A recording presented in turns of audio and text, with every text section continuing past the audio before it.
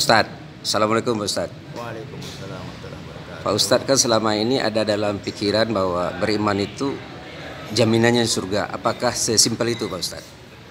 Iya, begini. Beruntung kita sebagai orang beriman memang ada jaminan surga. Hanya saja ketika kita punya dosa, kita harus menembus dosa-dosa kita itu di neraka. Gitu. Baru kemudian setelah dosa-dosa kita habis, kita dimasukkan ke dalam surga. Ini berdasarkan sebuah hadis, yukhraju minan nari man fi qalbihi mithqalu dzarratin min iman. Ya. Seseorang akan diangkat dari neraka manakala terdapat di dalam hatinya iman, walaupun sekecil biji sawi. Artinya sebagai konsekuensi kita yang punya dosa ya harus ditebus di dalam neraka, disiksa dulu. Oh gitu. Tapi beruntungnya kalau kita punya iman, kita tidak selamanya di neraka. Ya. Suatu saat nanti ketika dosa-dosa kita sudah habis, kita akan diangkat dari neraka dan dimasukkan ke dalam surga selama-lamanya. Ya. Nah, berbeda dengan orang kafir yang tidak ada iman, ketika mereka masuk neraka, mereka dimasukkan neraka itu selama-lamanya, tidak dikeluarkan barang sebentar pun. Iya. Nah, tapi sementara orang yang punya iman, karena ada faktor imannya itu, maka itulah yang membuat dia bisa keluar dari neraka dan bisa masuk ke dalam surga. Tapi faktor iman itu kan ada indikatornya juga Pak Ustadz. Betul. Iman itu pada dasarnya kata Nabi ya, al-imanu riyanu. Iman itu telanjang. Lalu walibasul taqwa wa zinatul haya wa thamaratul ilmu. Ya. Pakaiannya adalah ketakwaan, hiasannya adalah rasa malu, dan buahnya adalah ilmu. Artinya orang beriman itu tidak hanya sebatas percaya saja kepada Allah, tidak hanya sebatas dia seorang muslim, tapi harus dibuktikan dengan ketakwaan. Nah, ketakwaan itu adalah pakaiannya orang yang beriman. Dan pakaian tidak cukup kalau tidak ditambah dengan perhiasan. Dan perhiasannya adalah rasa malu. Nah, rasa malu adalah rasa yang harus dimiliki oleh seorang mukmin.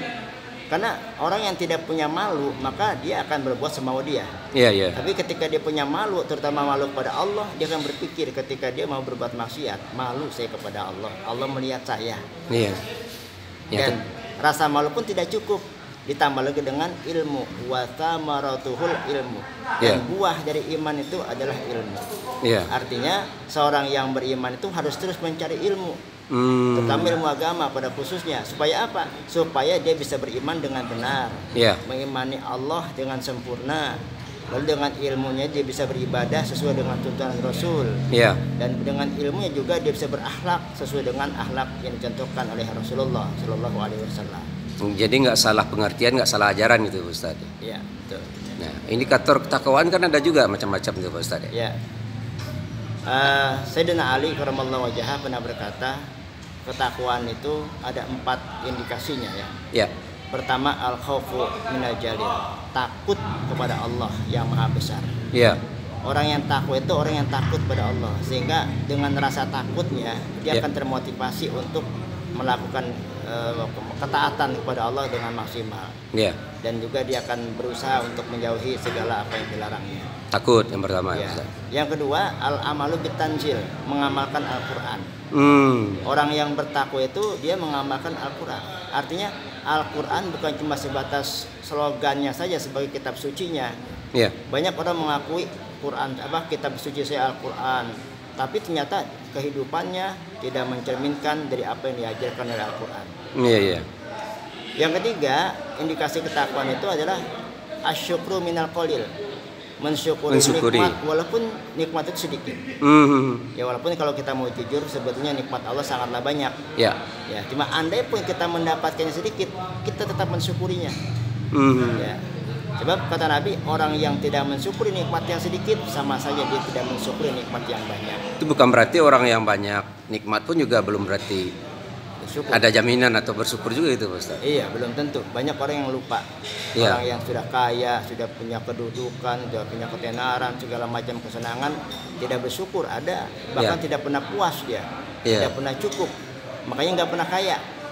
Banyak harta tapi tidak pernah kaya. Dikasih kesenangan di dunia gitu Ustaz. Jadi tidak pernah kaya karena tidak ada rasa syukurnya. Gitu ya. Itu indikasi yang ketiga. Yang keempat, al-isti'dad liyaumir rahim. Orang yang bertakwa itu mempersiapkan diri untuk perjalanan yang panjang, yaitu menuju akhirat. Artinya dia mencari bekal sebanyak-banyaknya untuk menuju akhirat supaya bisa masuk surga.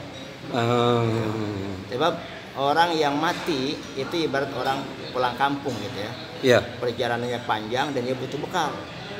Ya. Kalau orang pulang kampung saja dia sudah mempersiapkan uang, pakaian, makanan dan sebagainya. Apalagi kita yang mau pulang ke kampung akhirat. Bekalnya gitu, Ustaz. Negeri kita yang sebenarnya. Tentunya bekalnya itu harus lebih banyak supaya kita tidak terlunta-lunta dalam perjalanan dan kita bisa masuk ke dalam jannahnya Allah Subhanahu wa taala. Jadi nggak sekedar beriman dalam pengertian yang simpel sederhana gitu, Ustaz. Iman bukan cuma slogan, bukan cuma dekorasi saja. Banyak orang mengaku saya muslim, saya orang beriman, tapi buktinya mana? Sholat tidak, puasa tidak, sama orang jahat gitu kan. Gampang tergoda juga gitu, Pak Ustaz. Beriman tapi mudah membatalkan hawa nafsu. Itu yang jadi perhatian ya.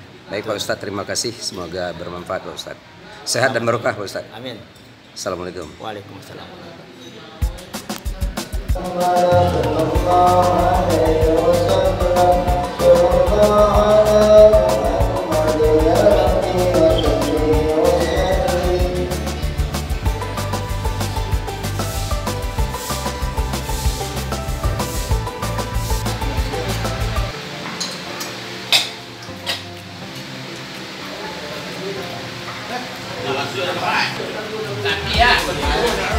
Tiga las kete.